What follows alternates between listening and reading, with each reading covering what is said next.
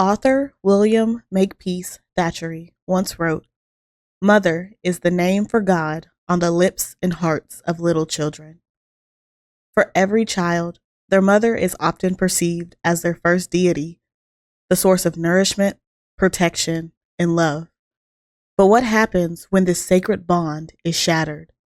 What if the one who was meant to be your first God forsakes you and makes you question the foundations of your belief in what love is and your purpose in life, as seemingly your mere existence has driven her to commit unspeakable acts against you? They say that every child deserves a parent, and while that is true, today's case exemplifies why every parent doesn't deserve a child.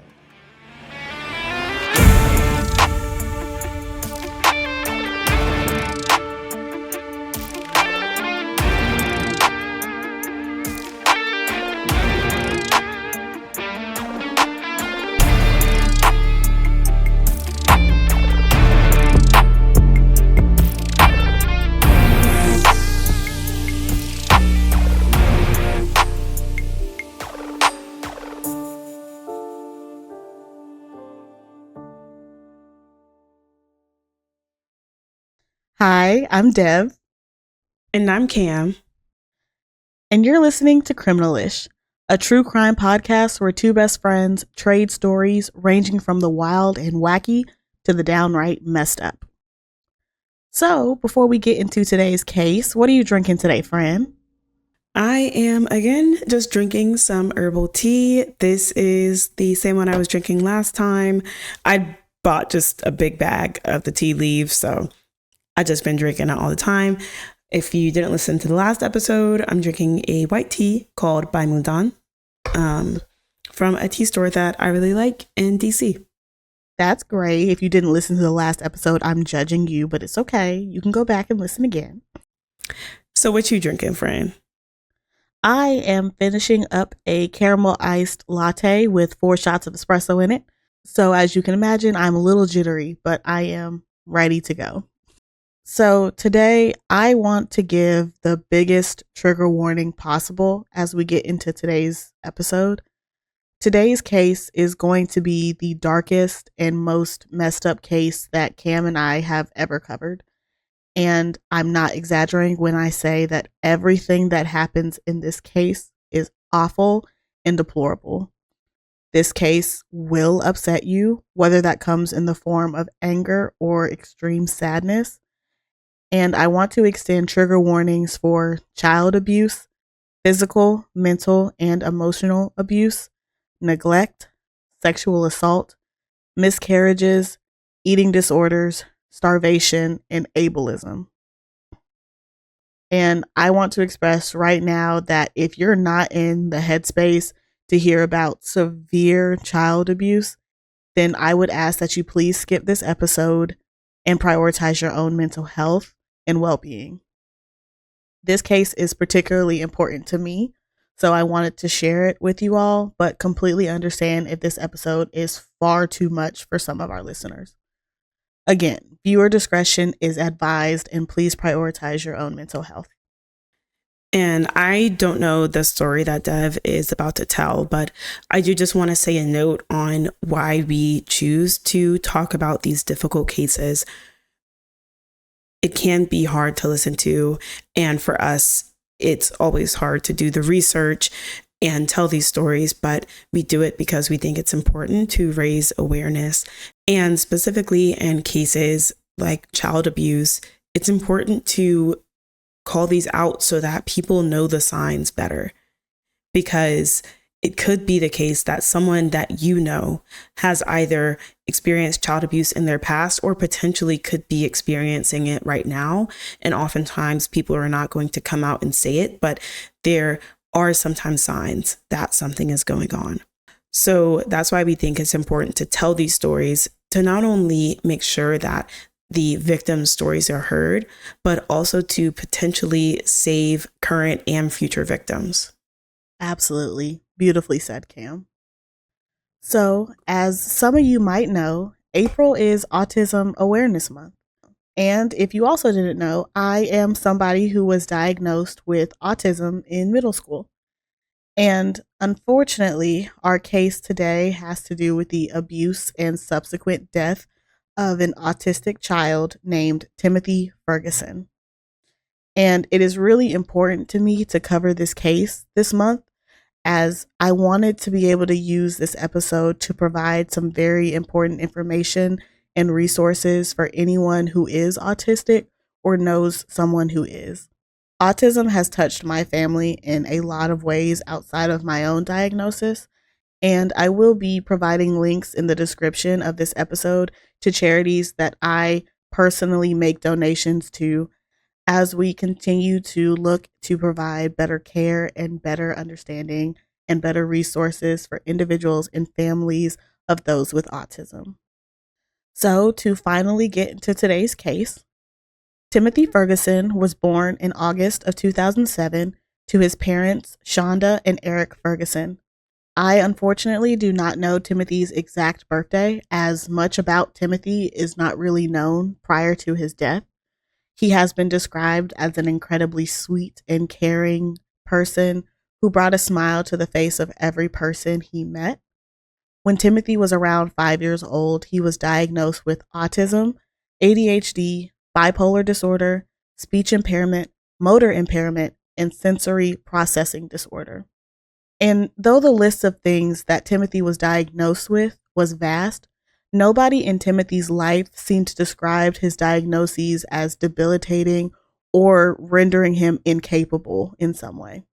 It is my understanding that people, including his mother, Shonda, would have described him as somebody who was a high functioning autistic person. But he did require more care and attention than the average child, and he was on much more medication than the average child. So while we may not know much about Timothy's personal life, we do know that his mother, Shonda, and his father, Eric, had a very messy divorce and custody battle starting in 2009, and by 2012, the couple had separated and were living in different states. So unfortunately, much of Timothy's story begins on Wednesday, July 6th, 2022, when the Norton Shores Police Department received a call from Timothy's mother, now Shonda Vander Ark, claiming that she and her son had found 15-year-old Timothy Ferguson unresponsive in bed. They explained that Timothy's older brother Paul had attempted to resuscitate Timothy for 18 minutes before they called the police. The police and the paramedics rushed over to the family home where 15-year-old Timothy Ferguson was pronounced dead at the scene. So the police start taking the statements of Shonda and Paul. And Shonda starts telling the police that Timothy had some behavioral issues and was on a hunger strike and wasn't eating. She told police that she was beginning to worry about Timothy because she realized yesterday how skinny he had gotten and that she was about to call the doctor before she found him that morning. And Shonda is distraught, she's crying, and she's absolutely inconsolable during her interview.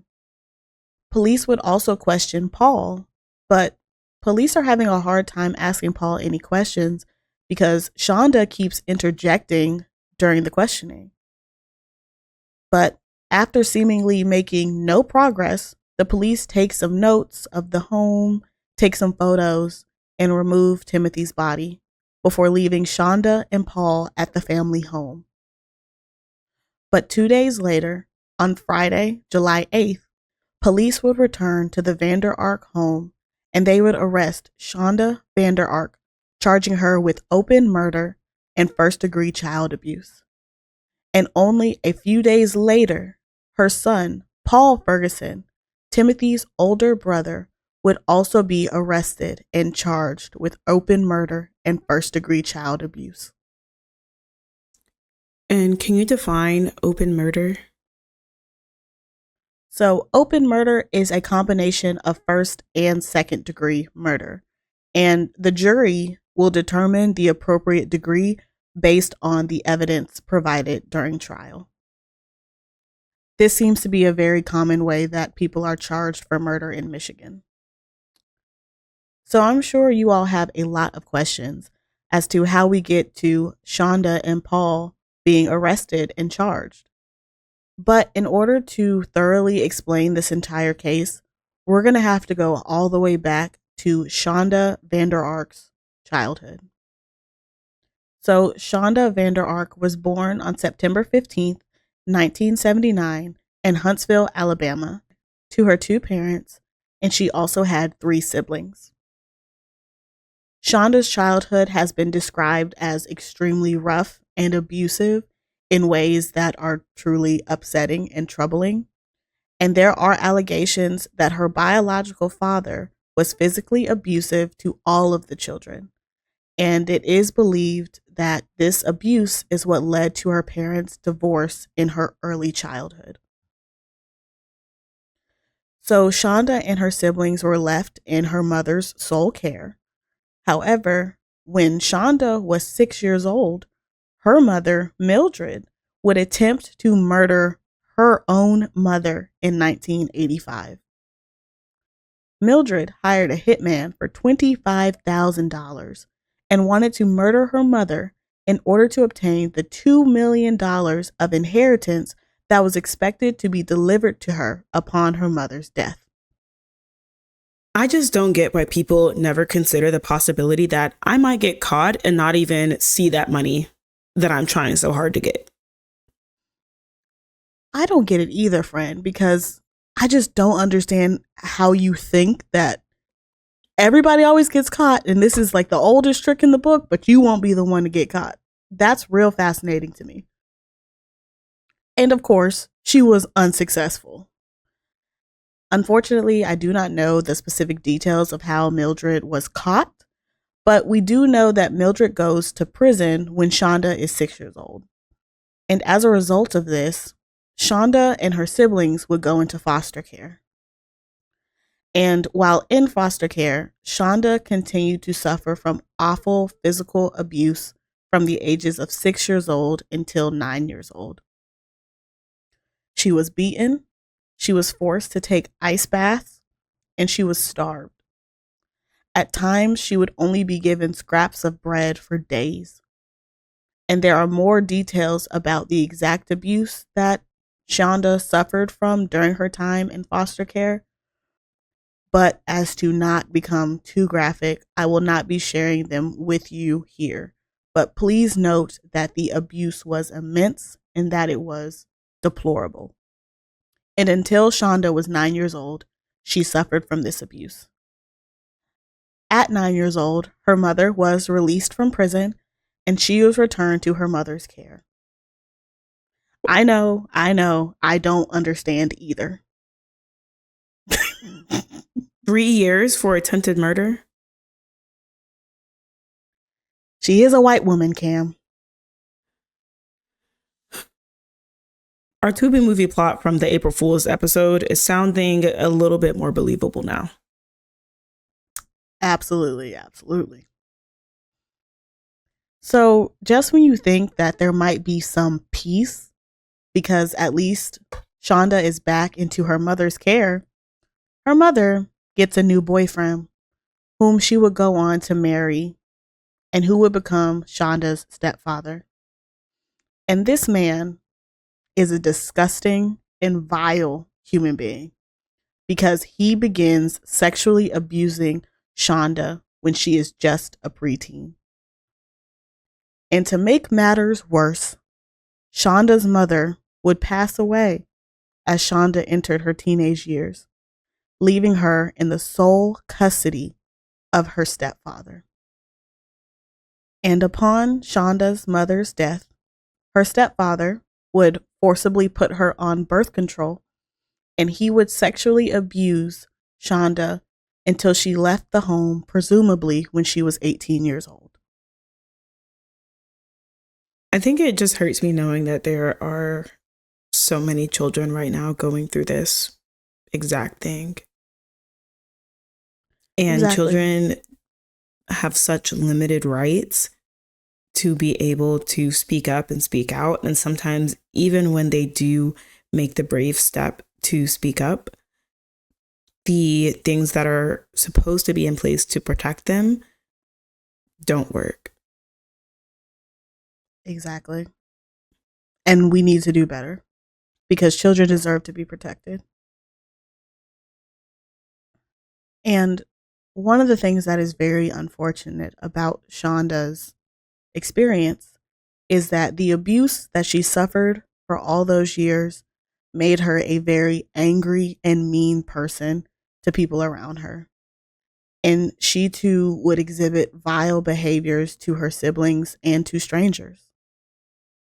Her sister has even reported that when her sister became pregnant as a teenager, Shonda beat her in the stomach until she miscarried. And not only did she do it once, she attempted to do it a second time when her sister became pregnant again. However, she was unsuccessful, and her sister would go on to have a healthy child. And as a result of that encounter, Shonda's sister completely cut her off and never spoke to her again. But to add insult to injury, Shonda's sister believes that Shonda beat her into having a miscarriage because Shonda was angry that her sister was pregnant before her and that she would receive more attention than Shonda. And unfortunately, it is here where we begin to see the early stages of Shonda's vile treatment of the people closest to her. And unfortunately, it is only going to get worse. So after escaping her childhood home at the age of 18, Shonda meets a man by the name of Eric Ferguson in her late teens, and the two would go on to fall in love quickly and marry before Shonda is 20 years old. They would also go on to have 4 children, a son named Nolan, a son named Paul, a daughter named Millie, and finally a baby boy named Timothy. But it is said that Shonda had zero interest in being a mother and that she didn't even like her kids and that she took no care to actually take care of her children. And instead, she would mentally and sexually abuse them. And I do just want to clarify the sexual abuse that took place in the home included her showing her children pornography and reading explicitly sexual material and books to her children, including her own diary writings. And she would go on to do this for years, to the point where in 2009, Shonda becomes the subject of an investigation by the Oklahoma Child Protective Services after several neighbors and teachers reported the abuse. And based on that investigation, the Oklahoma Child Protective Services yielded a recommendation that Shonda's parental rights should be terminated. However, I do not have any additional details in relations to the specifics of that case, as they involved minor children and the case has since been closed. But it is my own personal opinion that whatever Shonda was doing to those children is worse than what we know or what has been reported. Yeah, because also, why are we just stopping at a recommendation? I feel like that's a pretty strong recommendation. It's not like, oh, we recommend that she goes to take some parenting classes. We recommend that her parental rights be suspended. No, they said terminated. And I'm just trying to figure out why that didn't come to fruition in any sort of way. Well, Cam, that's because at the conclusion of the investigation in January of 2012, Shonda agreed to leave the family home and voluntarily relinquish custody of her children to avoid a court order completely terminating her parental rights. Her 4 children, that's Nolan, Paul, Millie, and Timothy, were left in the custody of their father, Eric, and Shonda was ordered to pay child support. And she was only allowed 3 hours a week of supervised visitation with her children. But I'm sure you can guess that she had no interest in doing that. Instead, Once the divorce was finalized, Shonda would move 18 different times before moving to Norton Shores, Michigan. It is here that at the age of 36 years old, Shonda decided she wanted to go to law school, where she would go on to graduate with honors and pass the bar exam in 2021 before becoming the law clerk at a local courthouse. It is also here in Michigan that Shonda remarries a man by the name of Adam Vander Ark and has her fifth child in 2015. Yeah, she has another child, even though very clearly she didn't want the ones that she had. And I'm sure she must not have told Adam or honestly the law school. Well, I guess since she voluntarily gave up her rights, maybe that case is not on court records anymore. So the law school may not have been able to find it. But I wonder if she told her new husband at all, like, yeah, I haven't seen my 4 children in X amount of time because I don't have parental rights anymore. I'm sure she didn't. Honestly, I'm not quite sure about that. We're going to get to Adam and we're going to talk about him. And I don't know. He's just a strange case to me, in all honesty. So while Shonda is off living her best life after abandoning her children, it is also during this time that Timothy receives his diagnoses and begins medical treatment. However, nobody in his family is giving Timothy adequate or appropriate care that he needs. As the years go by, his older siblings would grow up and move out of the Ferguson family home, while his father, Eric, starts dating another woman who has 2 children.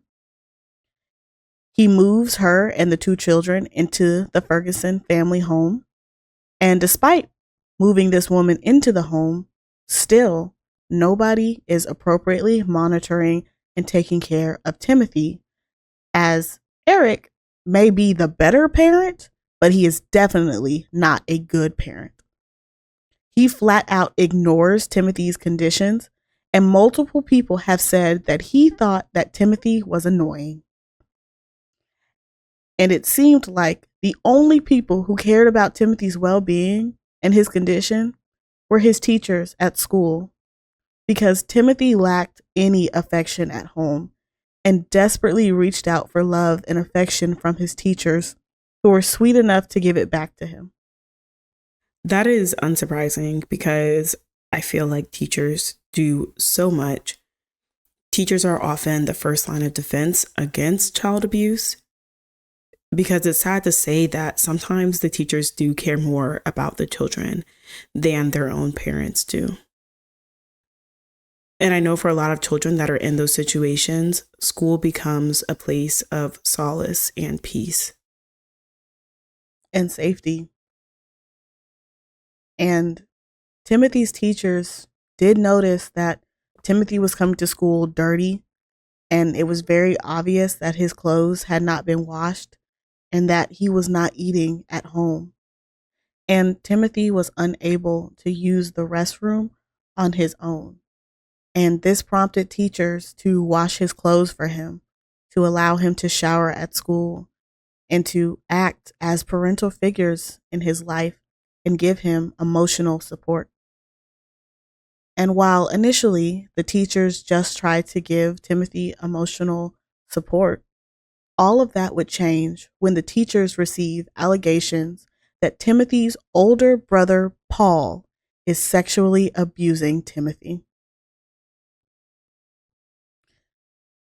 It is at this moment that the teachers reported the abuse, not only to Timothy's parents, but to the appropriate authorities. But, as you can possibly guess, Timothy's parents made every excuse in the book as to why their abuse of their child was not actually abuse, and no further recourse happened as a result of the teachers making this report.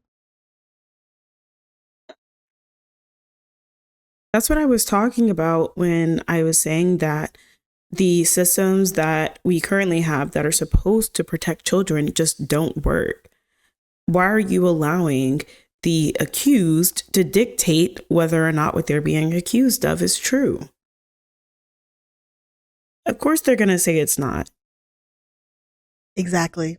And remember that Timothy has speech impairment. He is not capable of clearly explaining what is happening to him. And nobody stepped in to protect him. How do you not step in to protect him? He's clearly extremely vulnerable. How do you not do that? And since the reports were not taken seriously, Timothy's teachers would do things like wash his clothes. They would pack his bag full of snacks so that he could eat when he went home because they were convinced his family was not feeding him. They would shower him at school. They would take care of him. They would tell him that they loved him, that he was important. And they would hug him and show him the love that he needed from a parental figure that he never received. So shortly after teachers make this report, 18-year-old Paul Ferguson calls his mother for the first time in years. And Paul tells Shonda that his father is physically abusive to Paul every single day, and that Eric was kicking Paul out of the family home because he wasn't paying enough rent. And Paul begs Shonda to let him come live with her. Shonda, who has relinquished custody of her children. But Shonda happily agrees and lets Paul move into the family home with her husband Adam, and her youngest son in late 2020. Yes, you heard me correctly. Eric Ferguson kicked his son out of the family home during a global pandemic. Like you said at the beginning, not every parent deserves a child. Absolutely. And once Eric found out that Paul was moving in with Shonda, Eric calls Shonda and tells her that she needs to come pick up Timothy or he is going to put him in foster care. Again, he was stating how annoying Timothy was and that he was so needy, so he needed to get rid of him. This is how a father spoke about his child. And again, Shonda says yes immediately. And Timothy Ferguson came to live with Shonda, Adam, their son, and Paul Ferguson in May of 2021. And Paul and Timothy would actually end up sharing a bedroom. I don't know why I keep expecting them to make at least not the worst decision, because they've clearly shown that they're not capable of doing that. But oh my God. Right. And you want to know something else that was really bothering me as I was researching this case? It was, how does Shonda get custody of Timothy if there was an investigation into her that resulted in her giving up her parental rights? Well, according to the Michigan Department of Health and Human Resources, if a court in another state issues a final order and closes a case, Michigan would not know about a parent moving and having a child with them. So, when a case is still open, there are protocols to ensure that another state's orders are being followed and the parties must report to the court. But that goes away when the case is closed. So CPS and the courts never knew that Shonda took custody of Timothy. And remember, Paul is 18 years old. He is an adult. He is allowed to live wherever he pleases. But Timothy is 14 years old and a minor. And I want you guys to please note that Shonda is not a guardian to Timothy, which also means that she has zero rights to do anything with him. And that includes enrolling him in school, and taking him to the doctor, both of which are so important for somebody with Timothy's conditions. Yeah, because I was going to say, I was already scared because even if she did enroll him in school, it's all new teachers. They don't know his history. They don't know what he likes, what he really dislikes. And those kind of things are super important for autistic children, especially the trust that he'd already built up with his teachers, the familiarity with his home environment, school environment, general physical environment. All that's gone out the window. And so the fact that she couldn't even enroll him in school so he can at least maintain the consistency and regularity of going to school and having classes and a schedule like that, all of this is super detrimental to his development and mental well-being. But of course, she doesn't care. His father doesn't care. You're completely correct. Because Shonda does attempt to enroll Timothy in school, and as she is reminded that she has no parental rights, she instead decides that Timothy is going to be homeschooled by Shonda. And in addition to the homeschooling, remember, she also could not take Timothy to the doctor because she had no parental rights. He is a minor. He has nobody to sign off on his medication, on his needs. So, as you can imagine, Timothy would also run out of all the medication he had that was helping him with his disabilities. And I'm sure she didn't try that hard either. It was like, oh, you can't do this. Okay, cool. Bye. That part. And you know why I really think that she didn't try that hard? It's because at this point, Paul starts reporting to Shonda that Timothy is extremely destructive, cruel, and antagonizing towards Paul.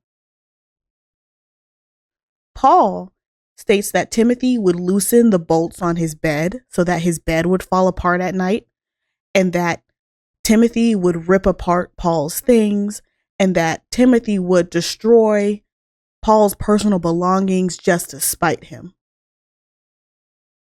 And then Paul starts telling Shonda that he thinks Timothy is faking all of his disabilities.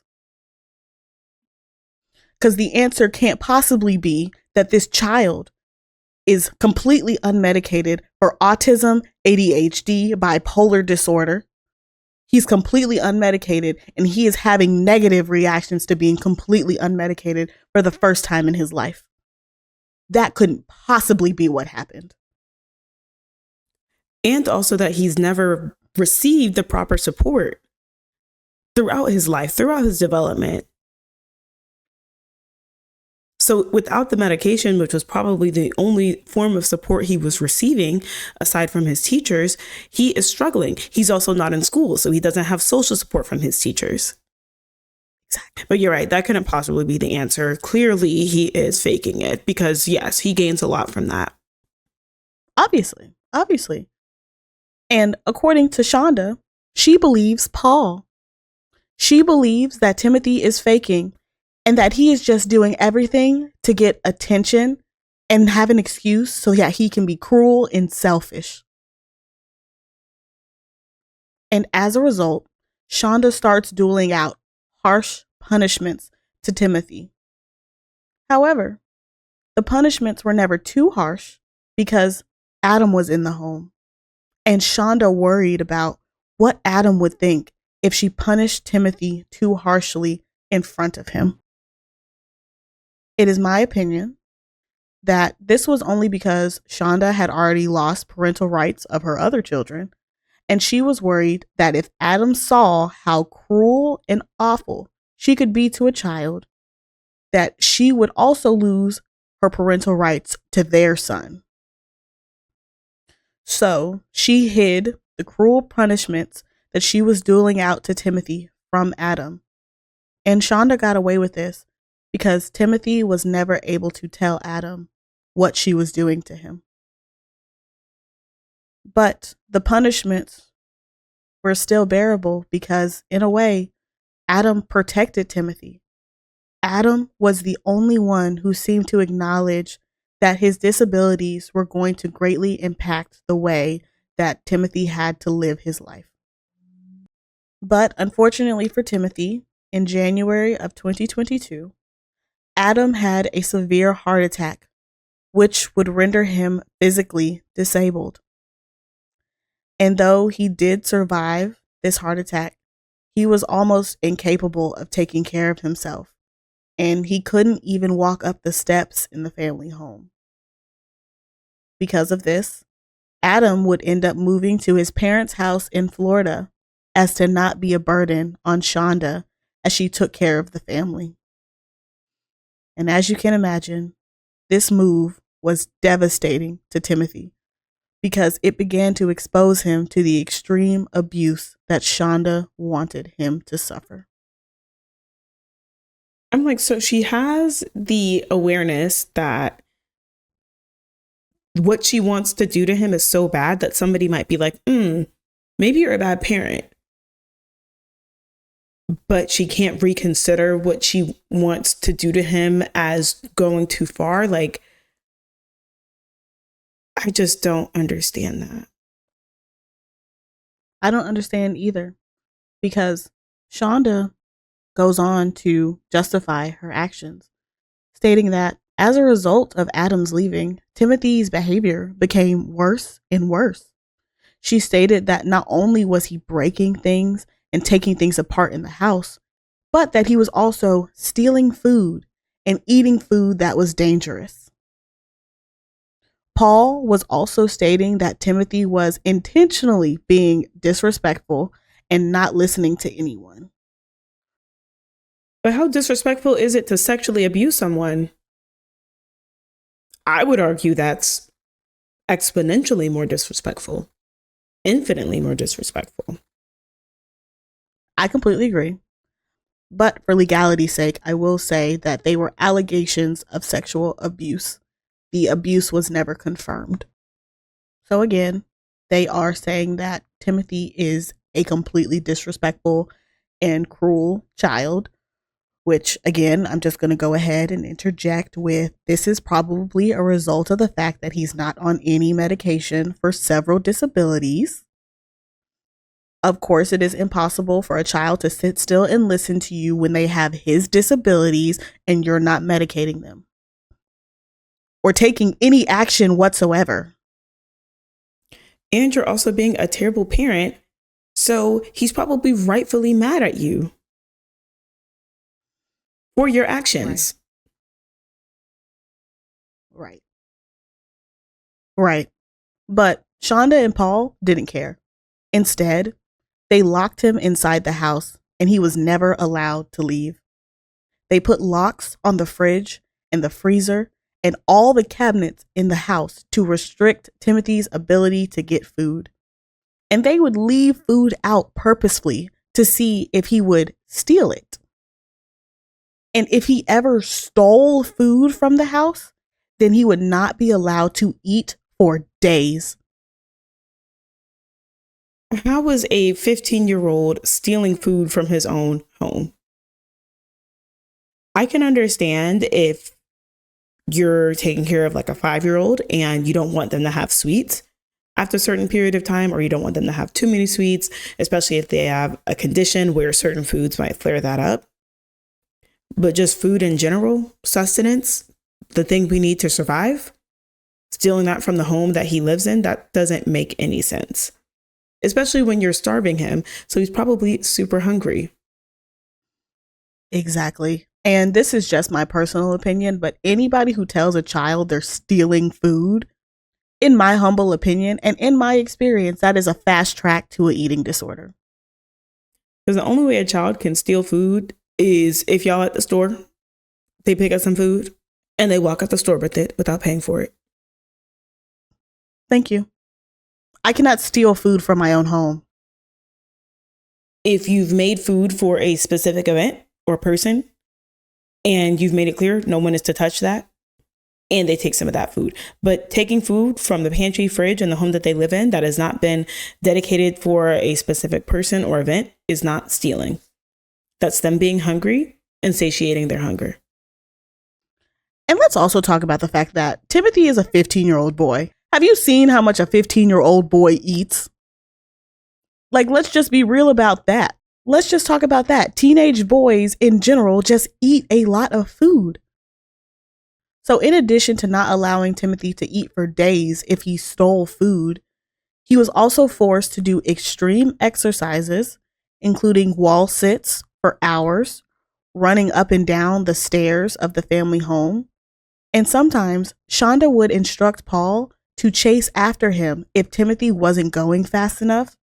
And if Paul was able to catch Timothy, he would be punished even more. And possibly worst of all, Timothy was forced to take ice baths whenever Paul or Shonda felt like he was being disobedient. If you remember, ice baths were the same abuse that Shonda suffered when she was a child in foster care. And I want to explain to you guys why this is especially cruel to somebody like Timothy. Timothy has sensory processing disorder. So to put him in this extremely uncomfortable cold bath was devastating to this young man's entire system.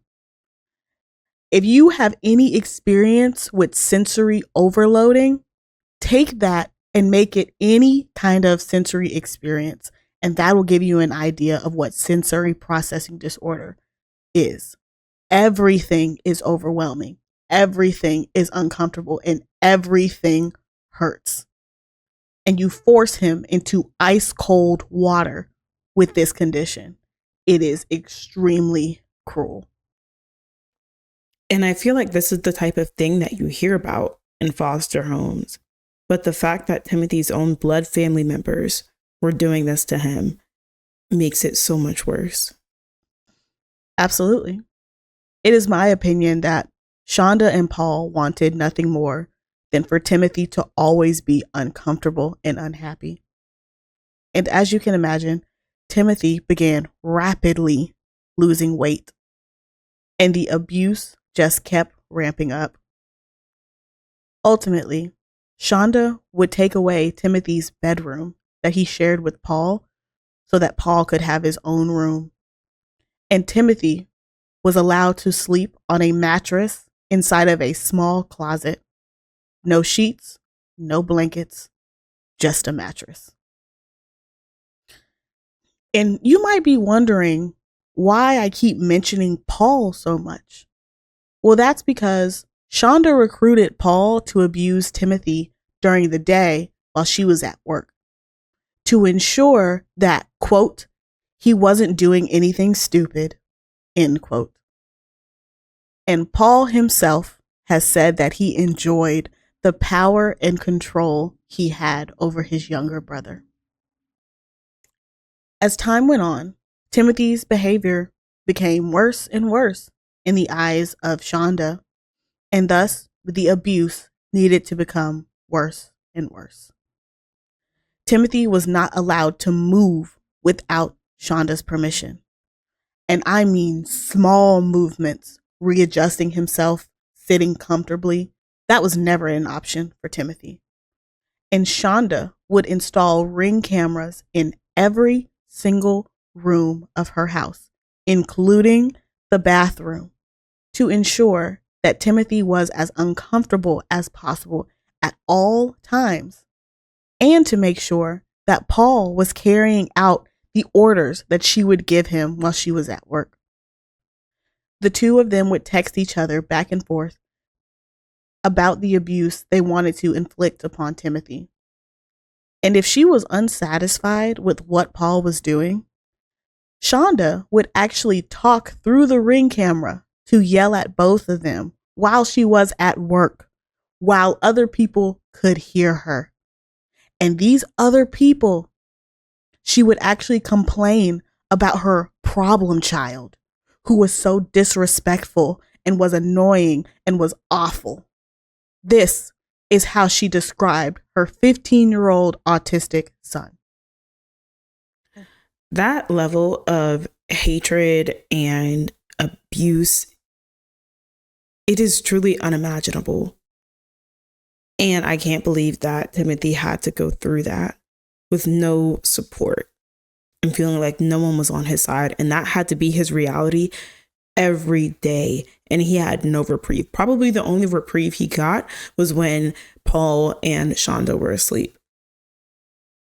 Well, we're going to get to sleep, Cam, because Shonda refused to allow Timothy to sleep comfortably. Because according to Shonda, Timothy would wake up in the middle of the night and yell and scream and wake up the entire house. Thus, he was not allowed to sleep at night. They would make him stand up in a corner with his face smushed against the wall and tell him to stand there all night with the lights on. And if he fell asleep, he would be punished severely.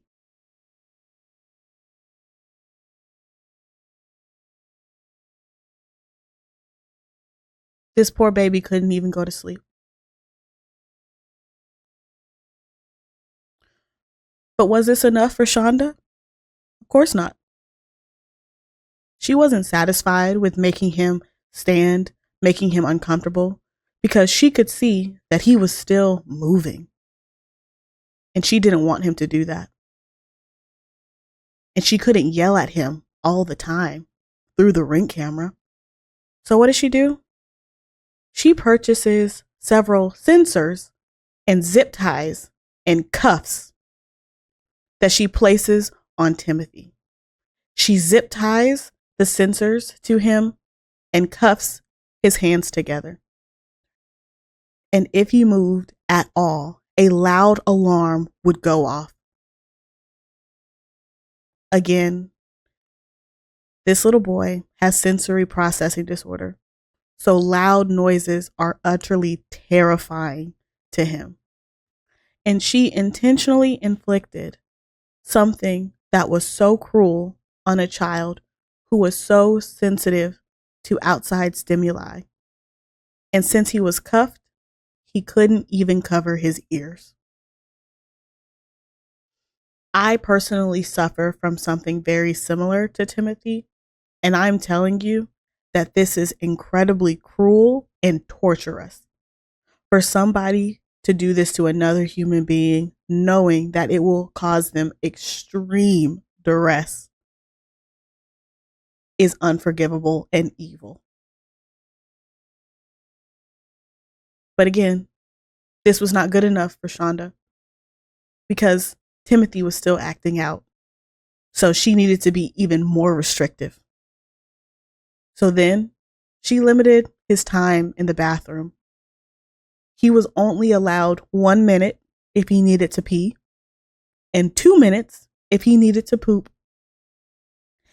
And if he was not out of the bathroom by the end of the timer, he would be dragged off of the toilet and placed in the closet with his sensors on and being told not to move.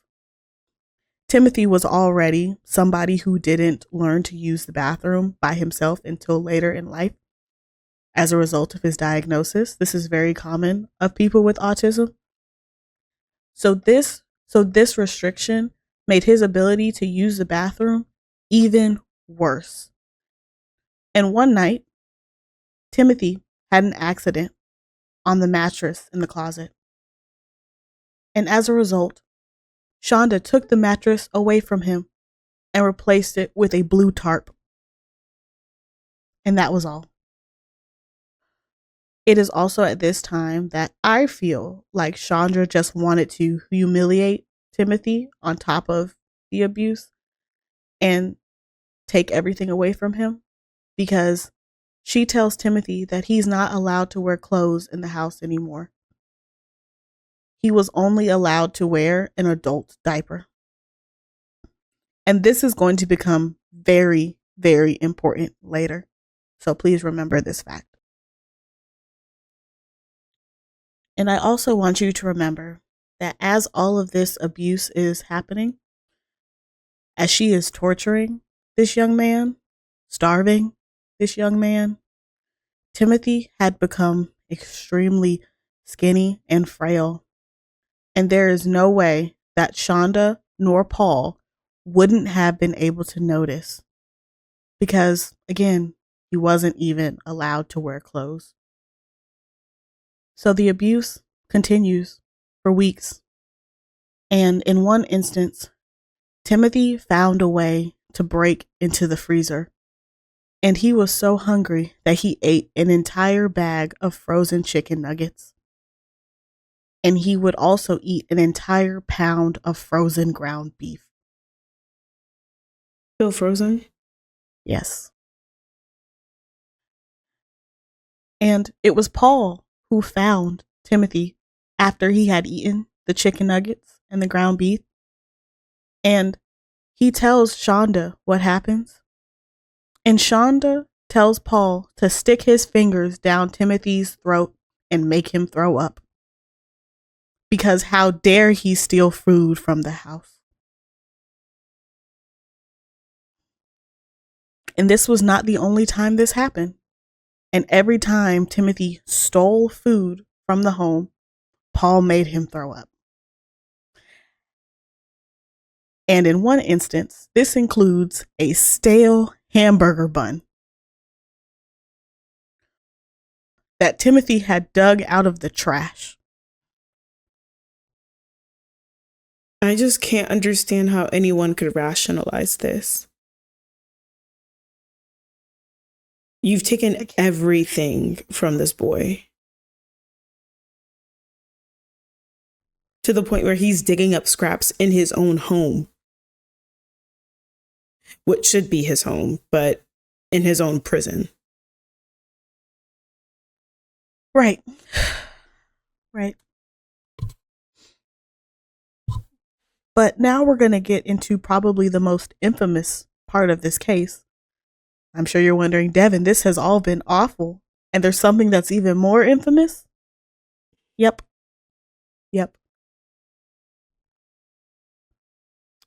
So the most infamous part of this case is that Shonda started to feel like her punishments weren't severe enough. And Paul allegedly made the suggestion that they should get extremely hot sauce and give it to Timothy. So Shonda went on Amazon and ordered Elijah's Extreme Regret, which is one of the hottest hot sauces on earth, as it is made from the first and second hottest chili peppers in the world.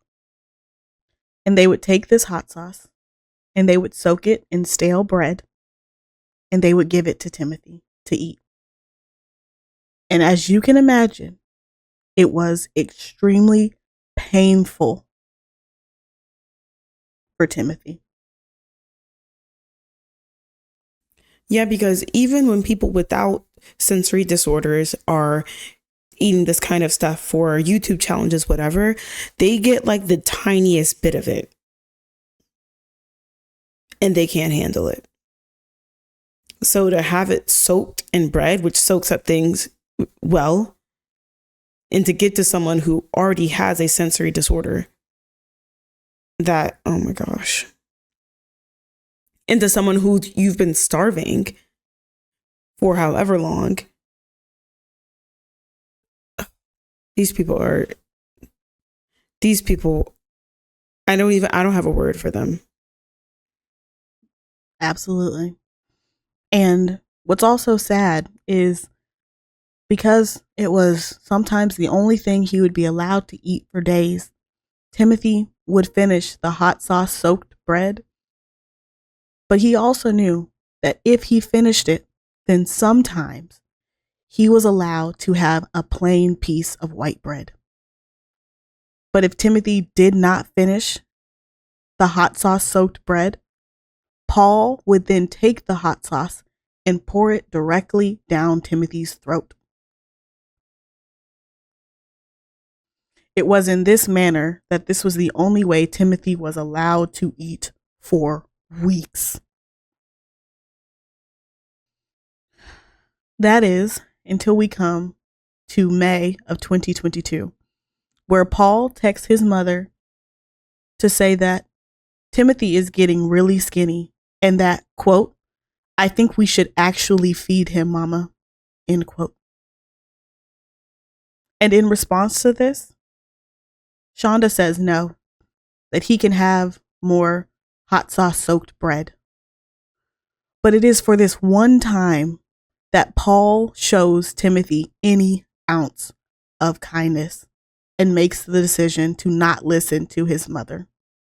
And instead, Paul makes Timothy his first proper meal in months, which was a peanut butter and jelly sandwich and some scrambled eggs. But despite this one moment of kindness from Paul, Paul would later text his mother, quote, I'm ready to kill Timothy. I ended up dragging him back into his small room because I wasn't going to risk him having access to the tub or things overnight. He's still trying to be stupid, but I will tell you more tomorrow while I take you to work.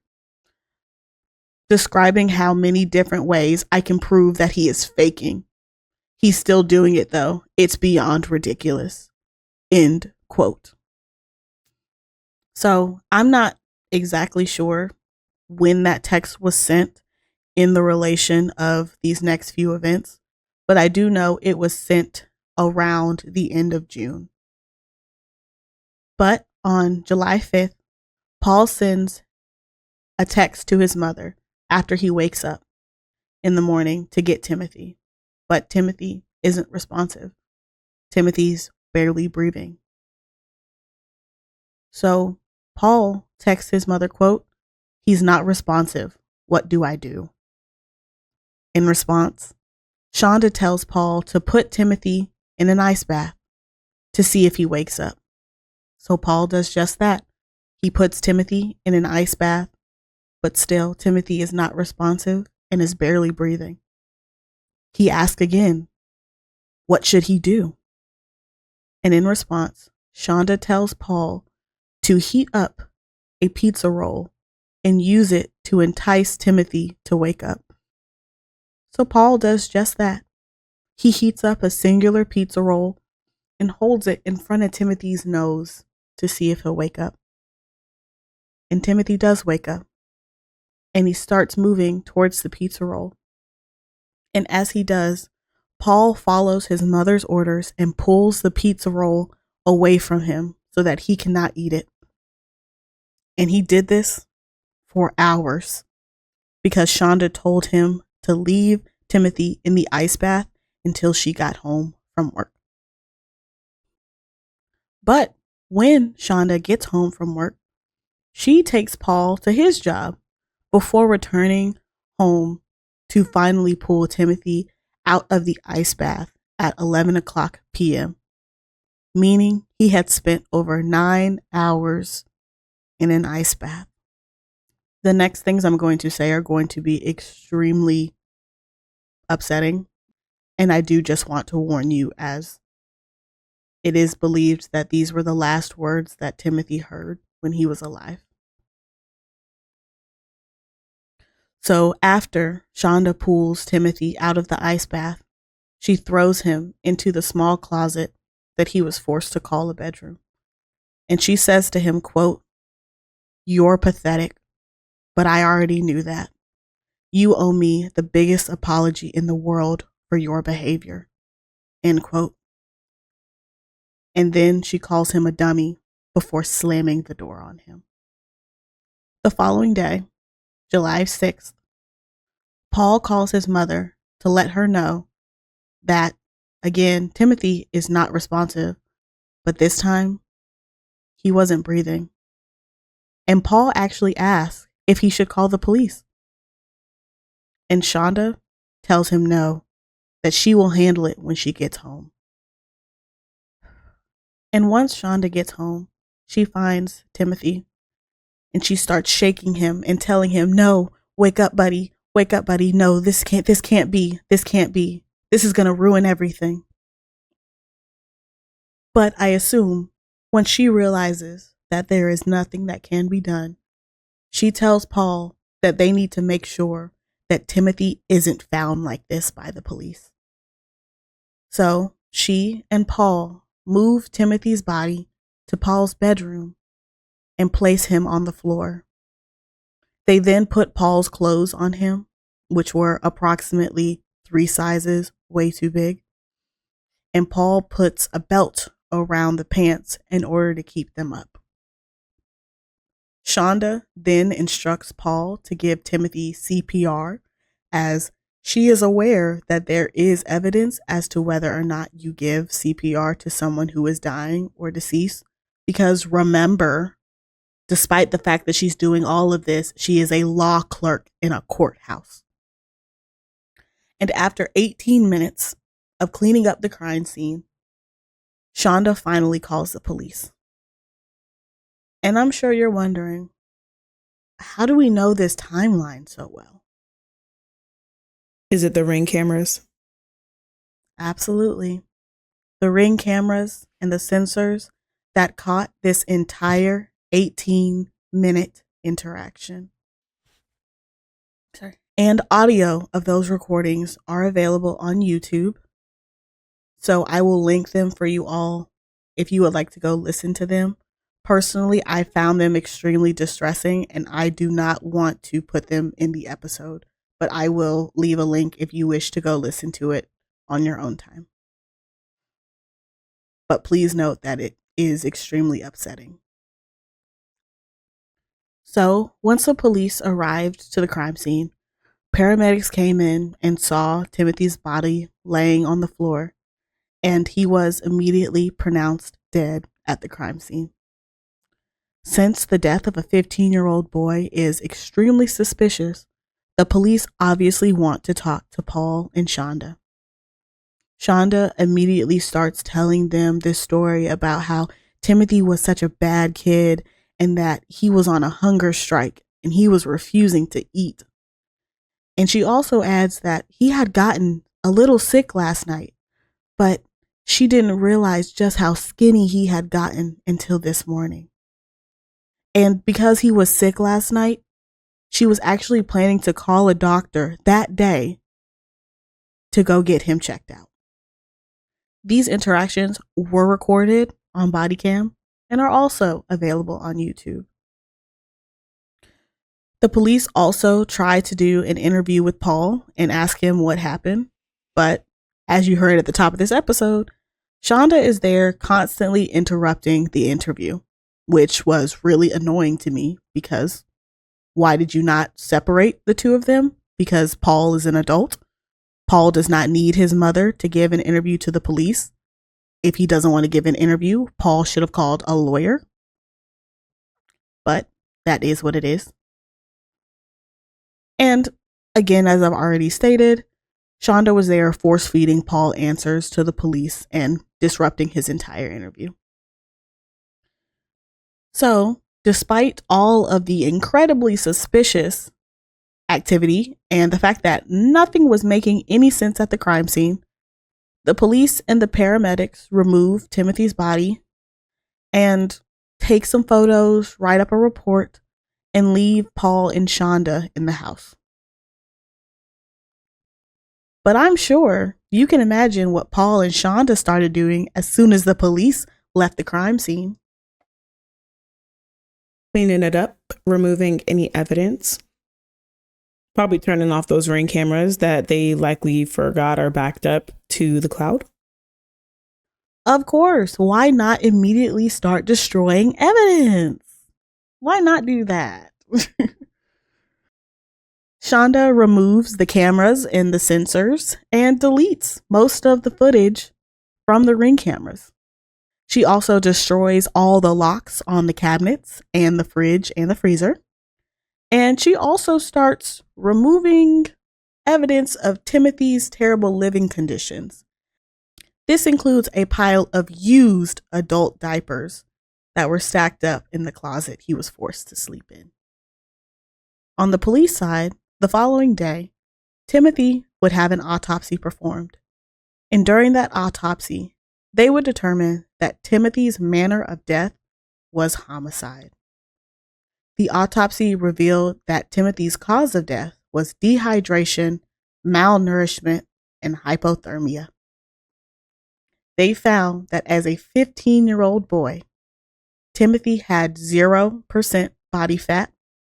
There was no food in his stomach whatsoever.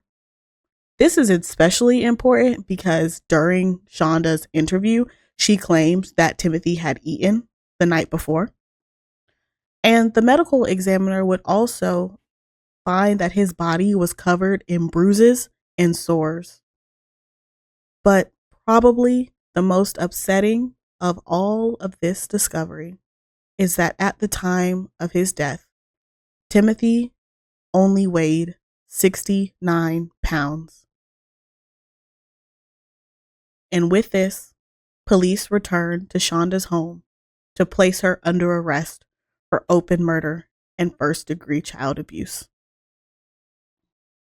69 pounds is like the weight of like an 8-year-old. Not even. After placing Shonda under arrest, they secured the crime scene. And luckily, police had taken photos of the home prior to Shonda and Paul destroying some of the evidence. So they had evidence that she had destroyed evidence. And even though she tried, she did not get rid of all the evidence before the police returned to the house. This is how we have the ring audio of Timothy's death, as well as her last words to Timothy. After Shonda's arrest, police were able to get her phone records, and there they were able to uncover all of the disgusting and vile text between her and Paul about the abuse they planned to do against Timothy. And once police discovered the text messages, they brought Paul in for questioning.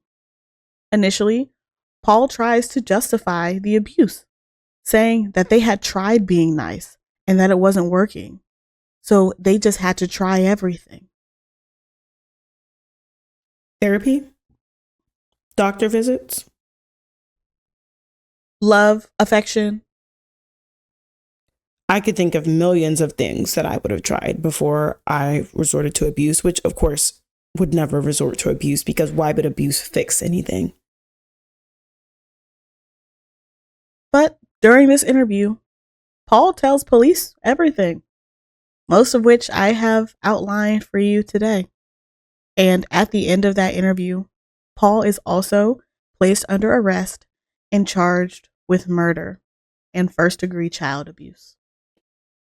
So now we are going to get into the trials of Paul Ferguson and Shonda Vander Ark.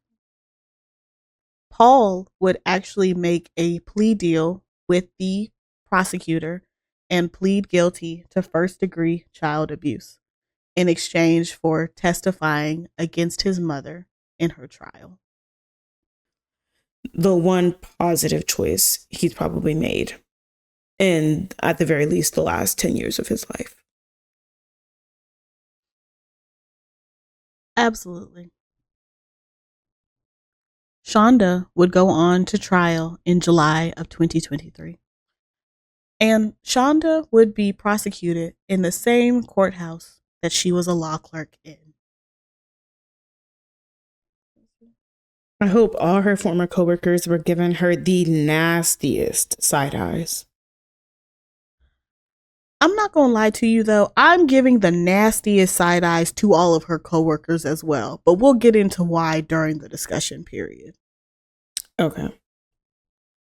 And during her trial, Shonda's whole defense to this abuse, ignorance. She didn't know that she was starving her child. She didn't know that Timothy was becoming so weak and frail. She didn't know because Timothy was on a hunger strike and Timothy was going out of his way to make her life difficult. In her case, her defense attorney brought up the fact that she is a victim of abuse and that this abuse has led her to make poor decisions, but that she was not this evil monster, that she was unaware of the abuse that was taking place. That is the biggest load of horse I have ever heard in my entire life. As her attorney, I would not even defend her. Oh yeah, that's a big steaming pile of horse. For sure. Shonda's defense attorney also stated that in order for the jury to convict Shonda, the prosecution would have to prove that she intended to kill Timothy. Which, to me, the argument doesn't really hold up, because the argument is basically she wanted to abuse Timothy and continue abusing him. So there's no way she would have wanted to kill him. That wasn't her intent.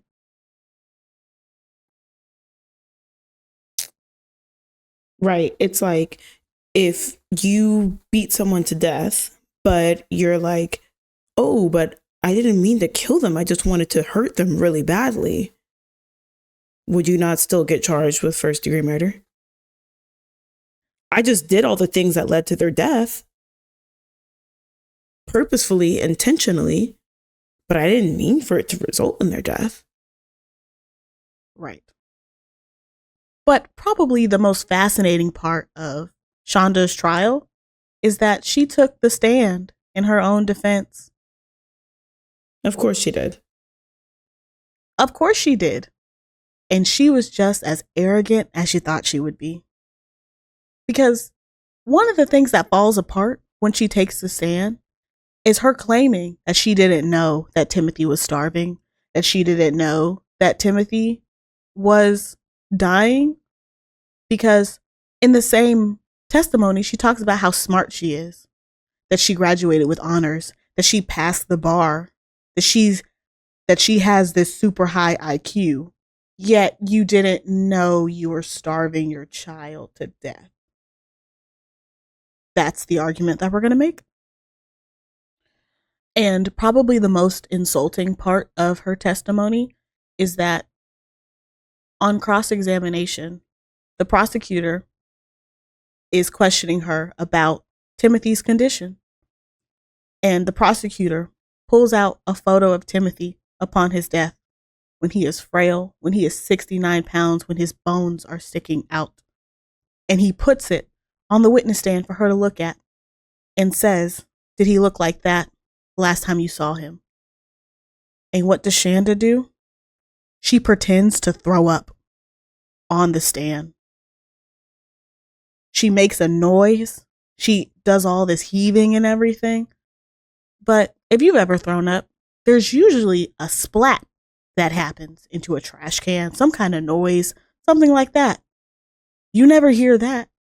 You just hear her pretending to heave on the stand. You testified that you gave Timothy a warm bath the night before he passed away, that last night, July 5th. Do you recall that? Yes, sir. That was the first time you've told anybody connected to this case that you'd done that, isn't it? Yes, sir. You never told the police officers you did that, did you? No, sir.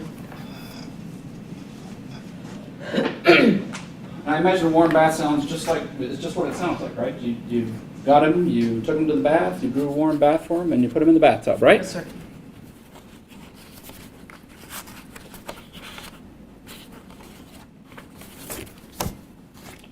This is hours before he dies, right? Yes, sir. You look like that when you put him in the bathtub?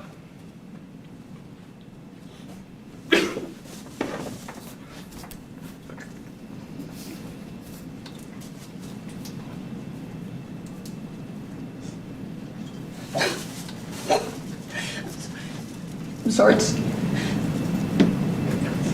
Gotta make me a moment.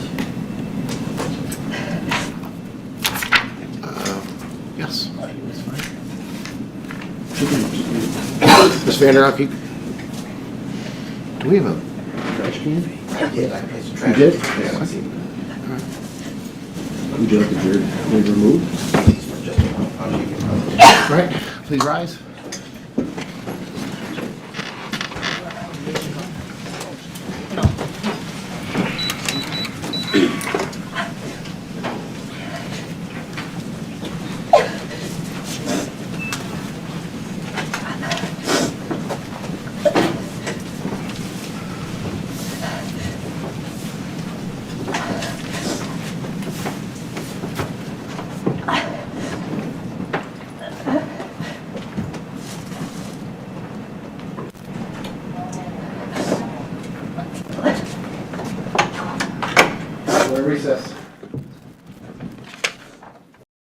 And I was so insulted. How dare you? You did this to him. You treated him like this. And then you have the audacity to pretend to throw up on the stand like that was going to make you look good. Like that was going to make you somehow look like a caring mother. Are you insane?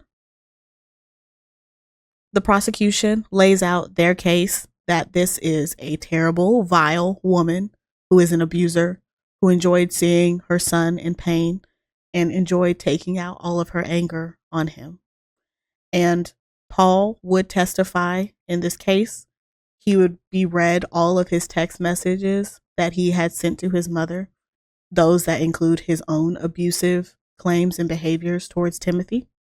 And he would go into detail about how much Shonda hated Timothy, because the way that she would speak about him outside of the text messages were even worse than the text messages themselves. And I didn't have a good place to put this into the actual episode, but it's something that confirms for me the allegations of sexual abuse for Shonda, which is Paul on the stand talks about in one instance, Shonda asked him to pour the hot sauce on Timothy's private parts to see if it would hurt. Now, Paul says that he did not do this because he felt it was especially cruel. But for you to even have this thought process towards your child makes you a disgusting human being. And I 100% believe that you were sexually abusing your children. And with both arguments on the table, the case was given to the jury. And after just over an hour, the jury returns and finds 44-year-old Shonda Vander Ark guilty of first-degree murder and first-degree child abuse. At her sentencing on January 23rd, 2024, Shonda Vander Ark was sentenced to 50 to 100 years in prison for child abuse, and she was sentenced to life without the possibility of parole for first-degree murder. As the judge read her sentencing, the judge noted, quote, "The court finds that the amount of torture that I have indicated justifies a reasonable grounds to depart from the guidelines presented," end quote. Which means that he did not have to give her as much time as he did. The judge told her that he didn't believe she intended to kill Timothy, but that she planned to continue to torture him. Quote, "This wasn't punishment. You tortured him. Without him, you have no one to torture. I have been trying now this entire case to wrap my mind around how somebody could do something so horrific, not only to another human being, but to their own child. You intentionally and systematically tortured this child. Let's call it what it is. It's torture. You tortured this child," end quote. The judge then puts up a picture of Timothy smiling, happy. And Shonda turns her head away and doesn't look at it. And in response, the judge says, quote, "I'm choosing to remember him like that, and you can't even look at him. That's how he was, a beautiful child with a lot of life in his eyes. That's who your son was, and you took that away from him," end quote. And I am extremely happy that he threw every single book at her. Shonda declined to speak on her behalf.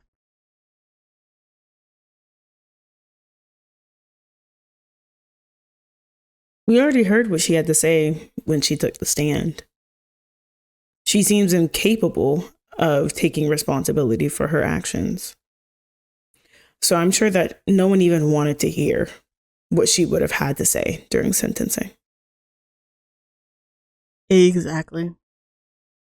Paul Ferguson, who was 21 years old at the time of his sentencing, pled guilty to first-degree child abuse after a plea deal with the prosecution. At his sentencing, he was sentenced to 30 to 100 years in jail for abetting his mother in torturing and starving his autistic little brother. During Paul's sentencing, the judge said, quote, "The court believes Mr. Ferguson is one step away from becoming a psychopath like his mother." End quote. And it was with this understanding that, again, the judge went outside of the sentencing guidelines of 9 to 15 years and sentenced Paul to 30 to 100 years in prison. And Paul's reaction seems surprised to the sentence that he was given. But he was not given a plea deal for the sentence, only to have one of his charges removed. At his sentencing, Paul did opt to speak, and he said, quote, "If I could do it all again and do it right, I would. I feel I will pay for my choices and yet never feel better because he's still gone." End quote. He also referred to himself as a victim of his mother,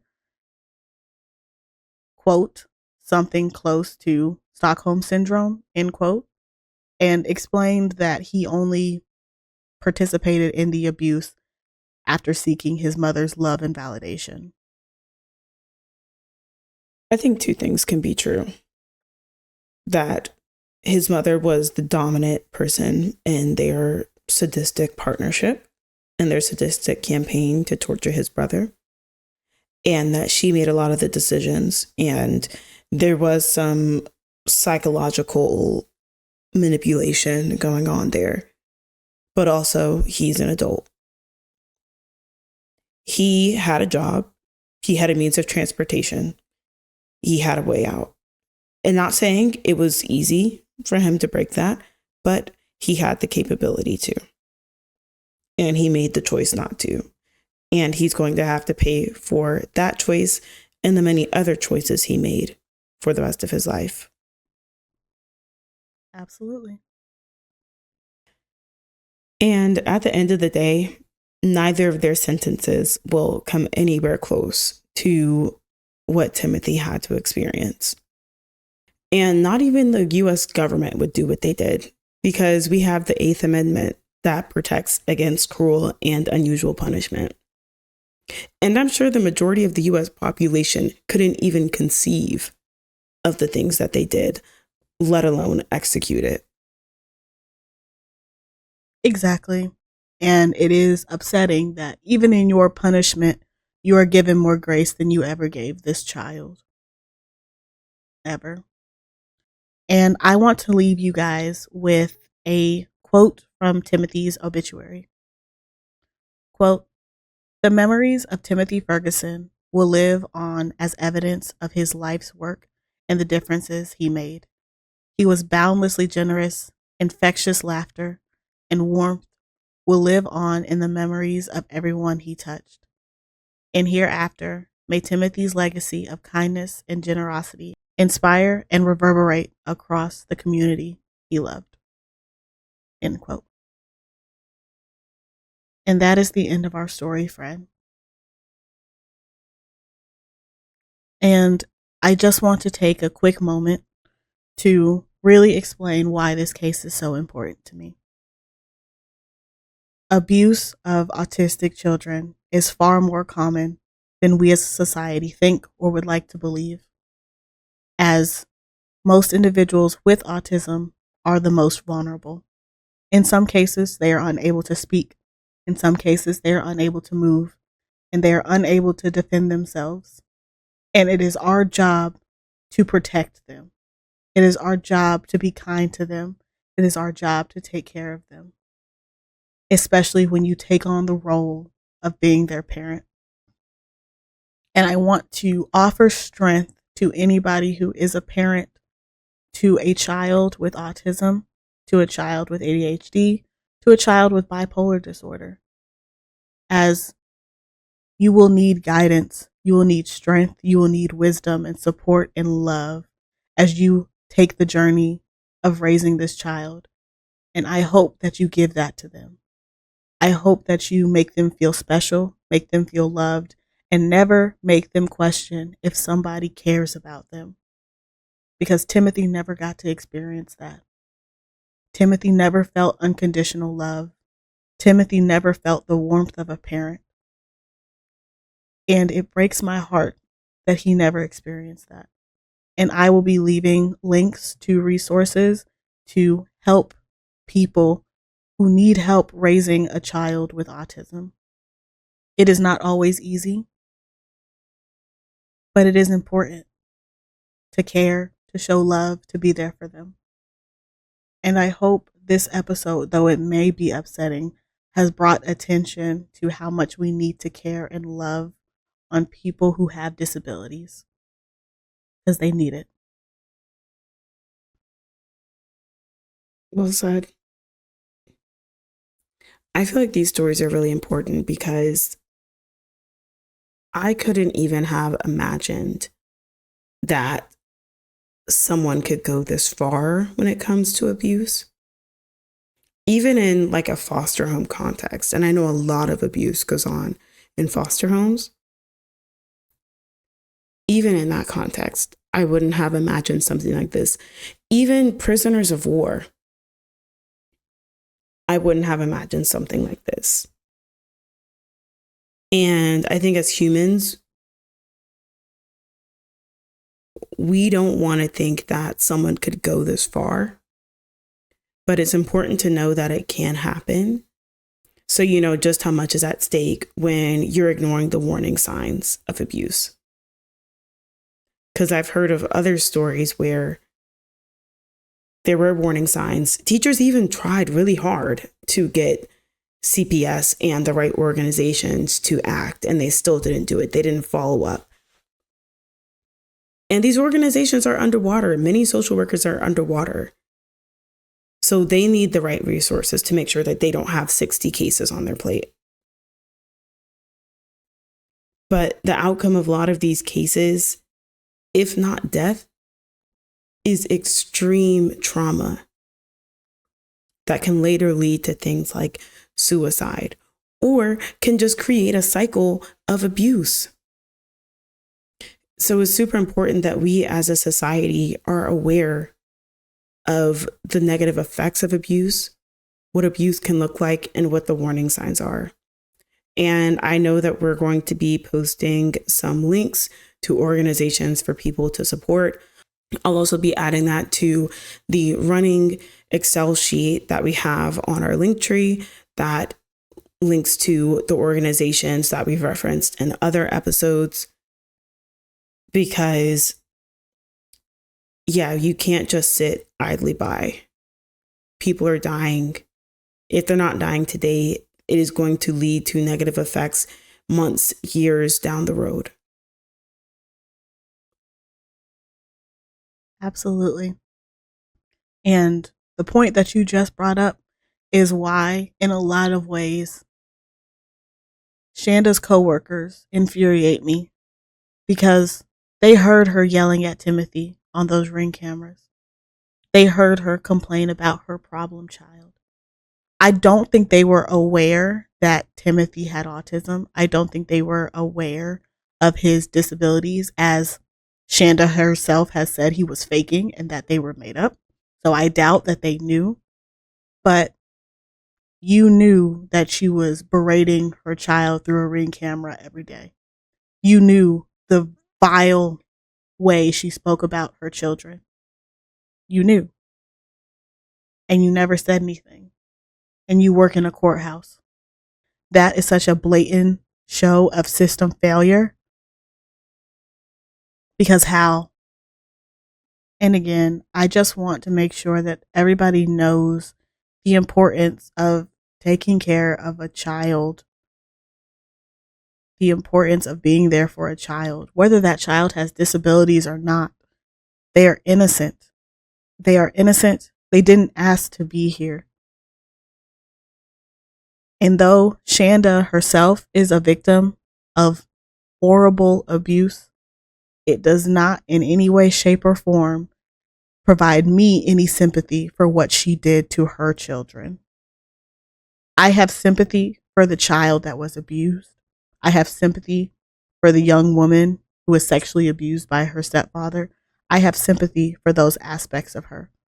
I have no sympathy for the person who carries out and does worse to somebody else. Zero. But this is what we talk about when we talk about cycles of abuse and how things continue to just get worse and worse and worse. Which is why you have to treat it. Which is why you have to be kind. Which is why if you don't want to become a mother, you shouldn't. If you have any doubt in your ability to love a child, you shouldn't become a parent. If you have any doubt in your ability to take care of a child emotionally, you shouldn't have a child. There are some instances where, you're going to have to figure that out. Kids are expensive. Kids cost money. Maybe you don't feel financially secure in having a child. That is something that you can work on. But your ability to love an innocent child should come naturally. And if it doesn't, maybe you shouldn't have children. And maybe you shouldn't take away women's rights to not have those children. Exactly. Because the more you force people to have children, the more cases like this are going to pop up. Exactly. Because just as we started this episode, I'll end the same way. Every child deserves a parent, but every parent does not deserve a child. Any other thoughts, friend? Nope, that's all I've got. Thank you to our listeners for joining us on today's episode. I would also like to thank the YouTube channel Dreading, as well as Danielle Kirsty, for providing most of the material for this episode. If you'd like to check out photos related to this case, please be sure to follow us at Criminalish Podcast on Instagram and TikTok. Listeners, if you like what you hear, be sure to tell a friend and leave us a 5-star review wherever you're listening to the Criminalish Podcast.